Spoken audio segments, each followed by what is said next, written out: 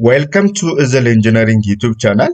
Today in this practical tutorial, that is tutorial part 2, I will show you a flat slab punching shear design by providing reinforcement or stud rails both in orthogonal and radial direction, and by adding a drop panel around the column. In the previous tutorial, that is tutorial part 1, we have seen that how to design flat slab thickness using code standard, how to use strip methods to calculate reinforcement areas at column and middle strip. Next tutorial part, that is tutorial part 3, is all about detailing our design using AutoCAD software. Don't miss it. Watch this video up to the end, since the last point I told to you is very important. Thank you for subscribing my channel to get daily update videos on complete structural design, construction techniques, and how to prepare a priced bill of quantity. You can join our Telegram and WhatsApp channel to get civil engineering files, and you can direct contact me on WhatsApp. Let's dive into this practical design. I will start today's tutorial, that is all about punching shear design, by opening the last tutorial part, that is tutorial part 1. So from tutorial part 1, as I told to you, we are going to fix our slab depths and all reinforcement areas both in column and middle strips. So today we are going to check our punching shear, that is we are going to design for punching shear using 3 different methods. That is by providing reinforcements or stud rails, and by providing a drop panel, or by increasing the slab thickness. So from the last tutorial part, our punching shear failure looks like this. When a punching shear value is above 1, we call it the punching shear failure is occurred, and when it is below 1, that is theft. So your punching shear value must be averagely below 1 and around 1. So punching shear values for this column, this column, this column, this column, this column is above 1, and also for this column, this column, this column, and this column. All these columns have a punching shear value above 1, so we are going to design for this column is designed for punching shear, but the value of punching around for this column and this column is actually it's large. We are going to add some drop panels if it's not solved by providing reinforcement. I will check this later. So we are going to design for punching shears for all these columns. The columns with a punching shear value more than 1 mean that the columns are failed. This is because the applied vertical load, or the applied shear, is greater than the concrete shear capacity, so the value becomes greater than 1, but values below 1 is actually safe. So I will check this in detail. So right click on this column, all the data is coming like this. So from this the software is going to calculate the average effective slab depths, and the effective punching parameter, that is the outer parameter, is coming like this, calculated by the software itself. I will show it in detail. The value, the punching shear value is 1.25. This is come because of maximum design shear stress is greater than that of the shear stress capacity of our model. So punching shear value becomes more than 1. From this, we are going to design our punching shear. So to do this, first you have to select all your columns. After that, it's better to go to design, concrete slab or beam design.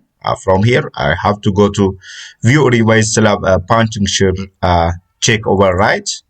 From here, I have to get check punching shear, that is you have to select program determined, and location type, that makes it auto, and the parameter, you can specify your parameter by yourself, but it's better to make it auto to the software calculate itself, and effective depths make it also auto. After that, if you have some openings, make it it's auto, because openings around the column or opening is near to the punching shear zone have its own effects. That is the basic point. So reinforcement is allowed. From here, reinforcement is allowed. You have a lot of choices.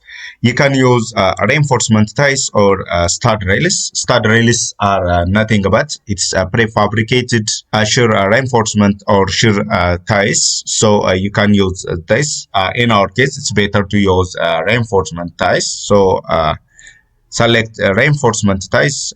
From here, you have a reinforcement pattern, two choices, that is radial and orthogonal choices. From this, it's better to use orthogonal choice first. But I have told to you more about this reinforcement patterns. To do this, I will give you some clarification about what is radial and what is orthogonal reinforcement pattern mean. It's better to see first what is orthogonal mean. So assume this is your column.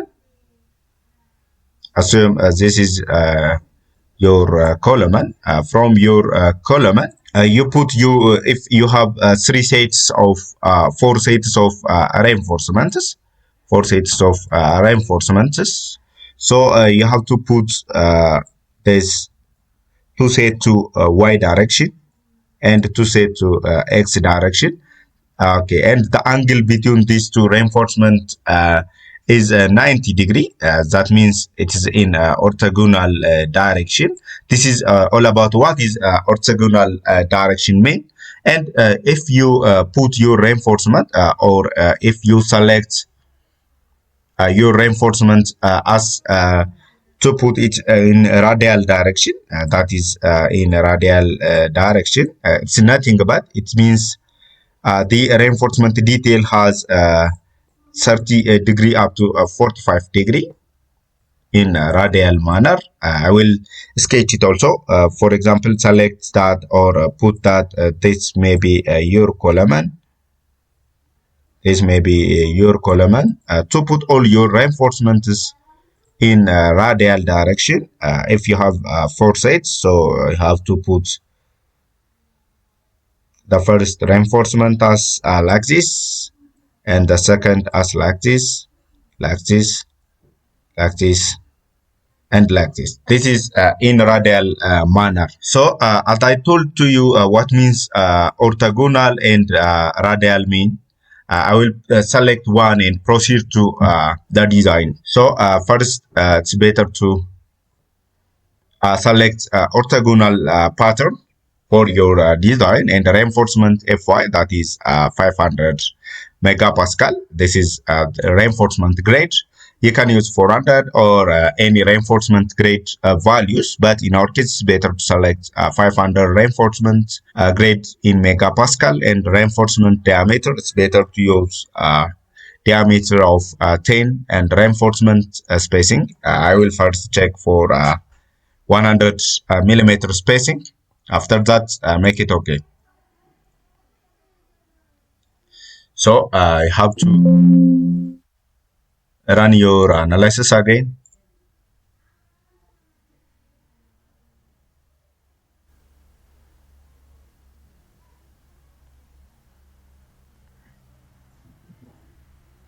Check it for punching.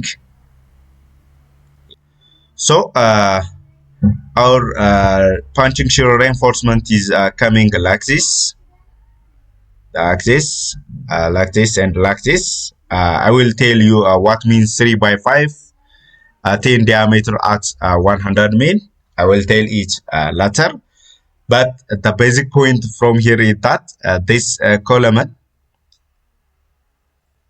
these two columns, the punching shear value also above 1 here. So it needs a drop panel. it's not corrected by adding some reinforcements. So it needs a drop panel. I will draw drop panel for this two columns. I will show it later. Before that, it's better to go to interpret this reinforcement outcomes. From here, the first point is what is the number of reinforcement or reinforcement sets. So the first number is the reinforcement set. I will show it in detail also, and this is the total number of ties, total number of tie. So using this data, we are going to detail it in Sketch here, and in the next tutorial, we are going to detail it also in AutoCAD software.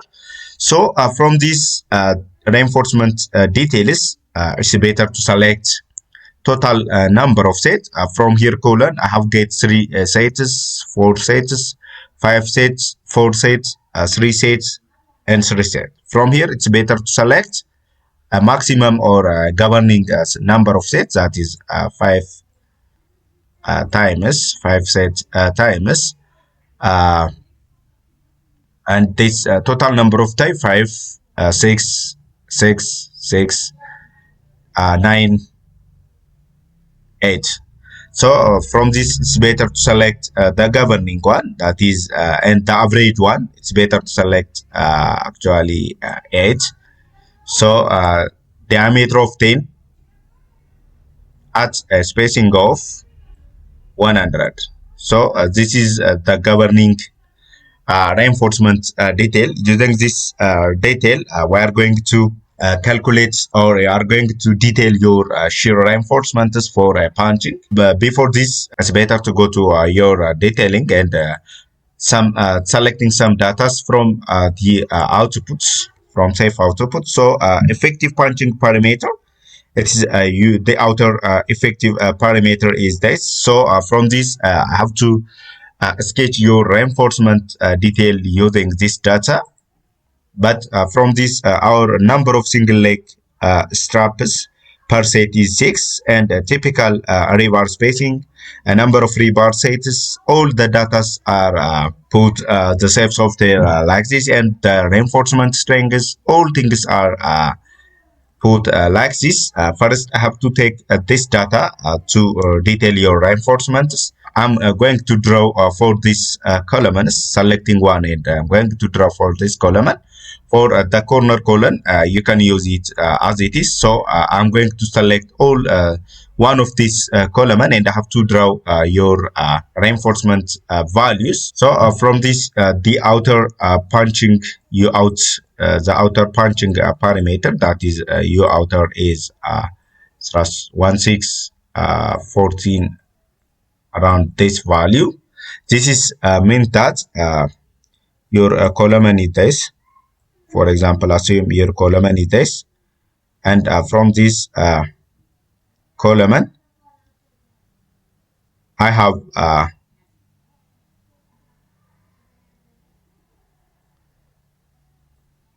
this punching from to the distance from the face of your column. This is U1, and the second punching parameter, that is 1.5 d distance from the face of your column, that is U outer, the outer parameter. So this value is this, as I have shown in the output analysis. So from this, you have to take your outer radius, that is R route, the outer radius, that is R route, by dividing U outer to pi. This is because it becomes 2 pi. If you calculate, you have to take this column as internal or intermediate punching. For example, if this column becomes this, it becomes 2 pi. So you can use this formula. If you are interested, I will show how to calculate this value or this formula.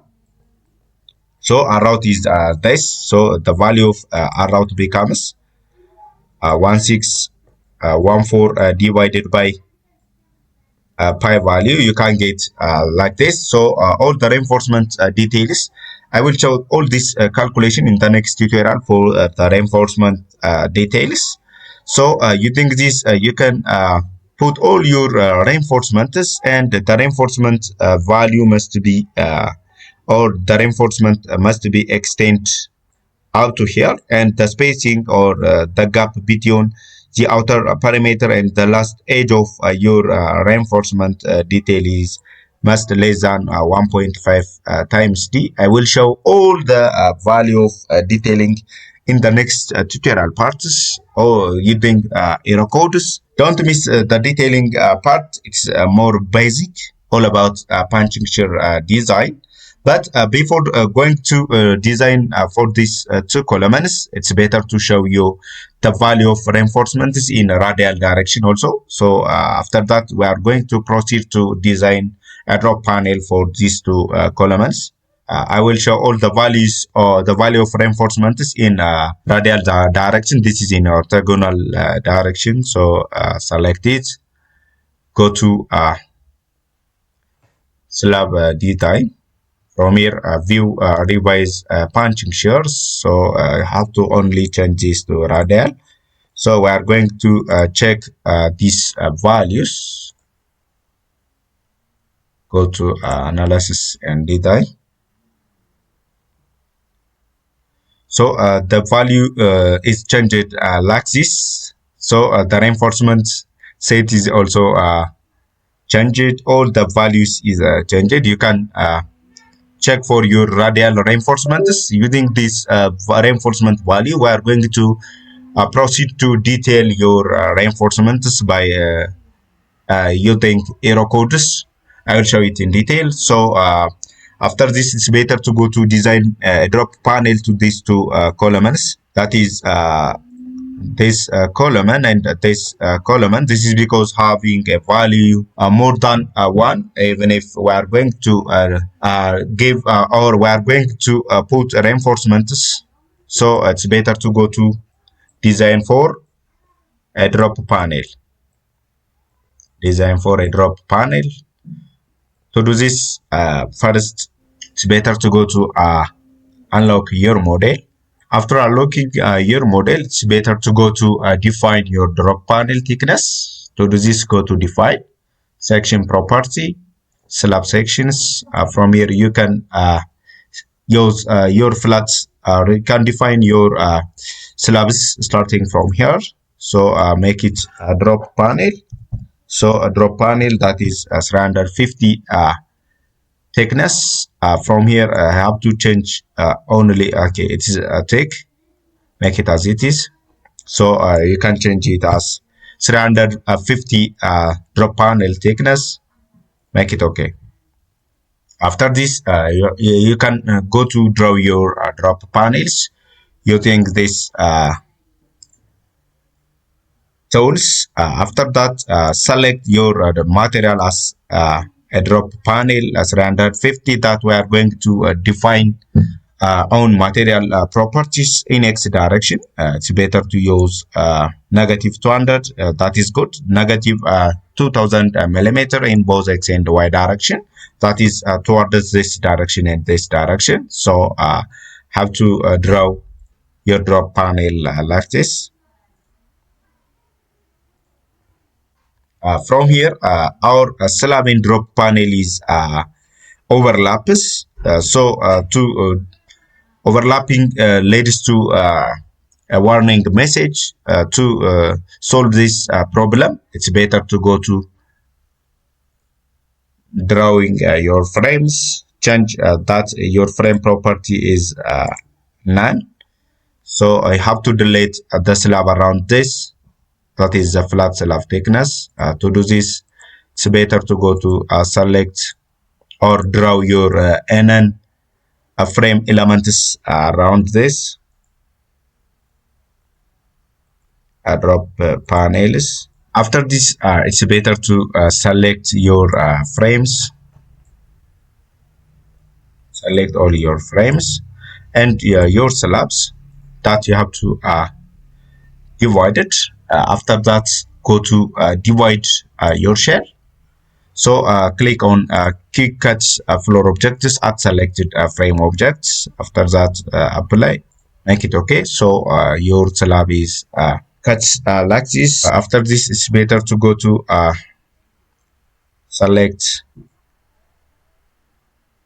all your data around the drop panel. After that, go to select menu, deselect by object type. So you have to deselect your columns, and also go to select, deselect, property, slab sections. So you have to deselect your drop panels. Sorry, make it deselect. Okay, after that, I have to delete the rest parts. That is your frame and your slab or your flat slab around the drop panel. So if you click at this point, I have get only your drop panels. So after this, you can join all these slabs. Make it join your slabs. You can join all your slabs. Before joining all your drop panel and your slab, it's better to go to check the design output first. So how to select or join your these slabs. So this is your drop panel. Your drop panel with a depth of 350 millimeter, and this is a slab with a depth of 240 millimeters. So after checking your drop panel is adequate for shear, you can proceed to join all this datas.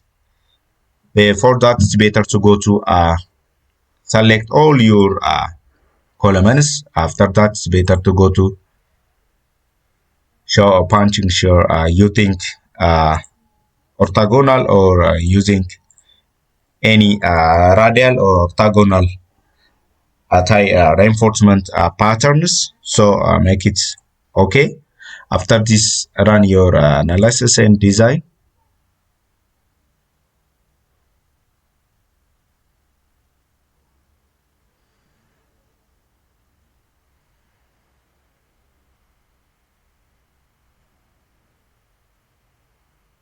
Okay, go to display, show a punching shear data.